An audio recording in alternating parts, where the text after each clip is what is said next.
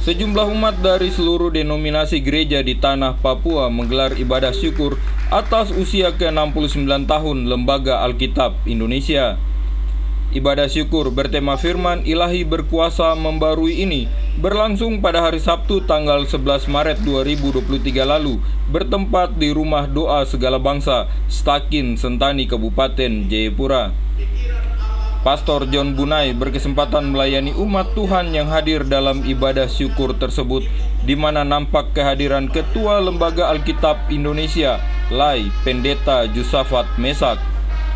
Hadir juga Ketua 2 Persekutuan Gereja-Gereja di Papua, PGGP, dan staf ahli bidang otonomi khusus pemerintah Provinsi Papua mewakili gubernur serta tamu undangan. Dalam ibadah syukur ini turut diwarnai peluncuran Alkitab Terjemahan Baru edisi kedua. Ketua Lembaga Alkitab Indonesia, Pendeta Jusafat Mesak, mengatakan proses pengerjaan Alkitab Terjemahan Baru edisi kedua dikerjakan selama kurang lebih 20 tahun. Pengerjaan Alkitab terjemahan ini membutuhkan waktu yang panjang untuk melihat kata per kata. Firman Allah itu adalah firman yang hidup. Dan firman yang hidup itu dia punya kuasa untuk memperbaharui orang, ya, karakternya, kehidupannya, dari kehidupan yang lama, manusia lama menjadi manusia baru. Dan itulah kuasa firman Tuhan, kuasa Injil. Dan kalau kita mau hidup yang baru, pasti kita akan melakukan dan bekerja untuk Tuhan itu dengan happy, ya, tidak dengan hati yang berat, tapi dengan hati yang sukacita. Tadi sempat kami dengar tentang terjemahan ini ternyata sudah dilakukan waktu yang lama. Kira-kira ini betul, maksudnya pengerjaan ini cukup lama, jadi bagaimana menurut Bapak?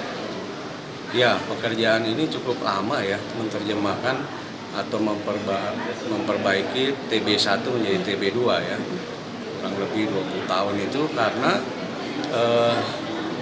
misalkan satu kata saja itu bisa dibahas atau diskusikan itu berminggu-minggu, ya, kadang-kadang seperti itu.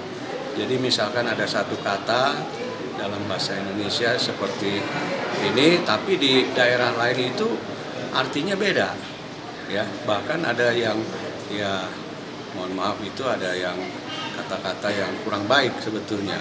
Nah, itulah yang diperbaiki, dan itu kadang-kadang membutuhkan waktu cukup panjang untuk didiskusikan, ya, apa ganti kata-kata itu. Ia berharap peluncuran Alkitab Terjemahan Baru edisi kedua ini dapat disosialisasikan, diterima dan digunakan secara baik pada setiap gereja di tanah Papua. Ketua Panitia Penyelenggara Melvi Alphonse mengaku sangat bersyukur sebab ibadah ini dapat berlangsung dengan baik dan sesuai harapan. Syukur kepada Tuhan karena atas kasih dan penyertaannya, kegiatan syukur hari ulang tahun Lembaga Alkitab Indonesia yang ke-69, dan syukur atas hadirnya Alkitab Terjemahan Baru edisi kedua dapat berlangsung hari ini sesuai dengan harapan dan kerinduan kami. Nah, kami bersyukur karena acara ini dapat berlangsung dengan baik, dari awal sampai akhirnya dapat berlangsung dengan baik, dan lebih bersyukur lagi karena acara ini dihadiri oleh seluruh denominasi gereja yang ada di atas tanah Papua ini.